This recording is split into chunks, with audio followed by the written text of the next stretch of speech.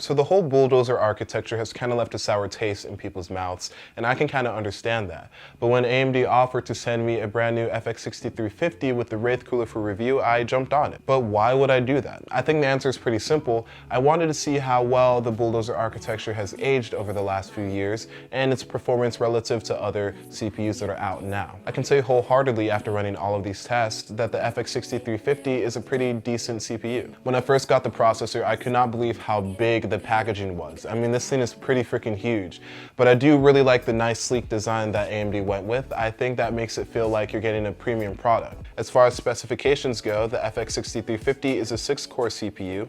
It's clocked at 3.9 GHz with a 4.2 turbo boost. It is on the 32 nanometer node. It has 8 megabytes of L3 cache. It's 125 watts, and it goes for $130 without the Wraith cooler and then $135 with the Wraith cooler. As many of you know, I have an Athlon 845 installed in my main rig, and the first difference that I noticed between that and the FX 6350 was in editing, rendering, and multitasking.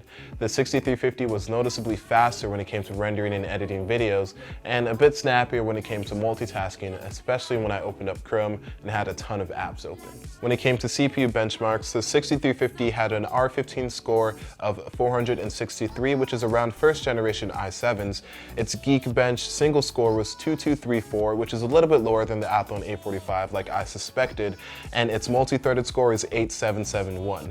It had a 507 NovaBench CPU score. When it came to gaming, the FX 6350 held its own very well with my 7950, and again, I noticed a little bit of a difference here between this 6350 and the Athlon 845. Overall, the 6350 was a little bit smoother than my 845, and I'm going to attest that to the 2 extra cores on the 6350. It gave it a little bit of an edge on heavier titles like Fallout 4, Witcher 3, stuff that used the CPU more. In Smite at ultra settings, the FX 6350 had an average of 103.8. In Dirt 3, on ultra settings as well, it had an average of 101.8.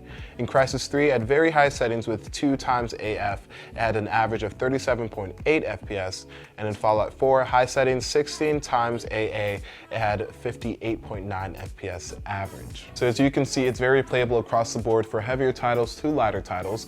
In Crysis 3 it did struggle a little bit, and I did see a few frame dips down to the 25-ish area, but again, it was overall a very smooth experience. When I was gaming at stock settings, I never passed 43 degrees Celsius, and that is because of the awesome Wraith cooler.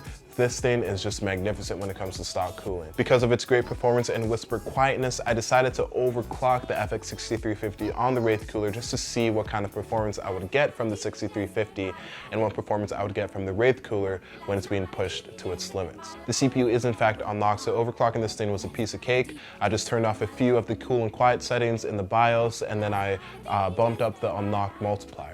I first started off with 4000 megahertz, and with that I had a load temperature of 45 degrees Celsius when I ran Prime 95. Because that was pretty simple, I bumped it up to 4.2 gigahertz and I got 47 degrees on load while running Prime 95. After that, things got a little bit crazy. I bumped it up to 4.4 gigahertz, and when I did that, it was in a constant restart loop. It wouldn't even boot, so I had to bump it down to 4.3.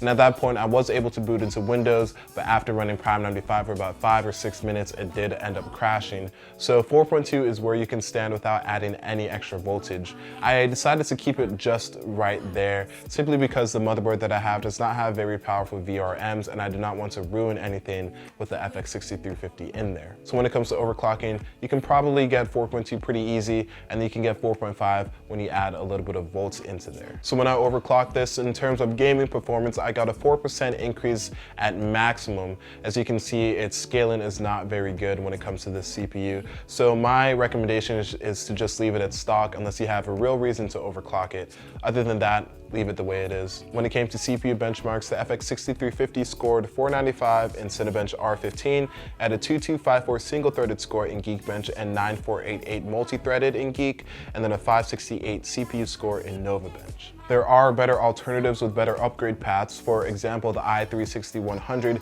gives slightly better gaming performance while consuming less watts, but if you can get this CPU at a pretty cheap price and with a pretty cheap motherboard, then I'm all for it. I think that this is a pretty good investment when it comes to gaming, and it definitely gets my vote of approval. I think the Wraith cooler actually contributes to the whole experience with the CPU because you get whisper quiet performance while maintaining unbelievable temperatures, which is unheard of for stock coolers so far. Since it is a considerable jump over my current CPU, I'm actually considering replacing that Athlon 845 with this FX 6350, but we shall see. If I do so, I'll end up doing a build log, maybe revamp my entire build with the RX 480 and the FX 6350, run a few benchmarks, all of that stuff. So if you guys found this review helpful, definitely give it a like, subscribe if you love my other videos, and that's about it for today, guys, and I'll see you guys next time. Peace out.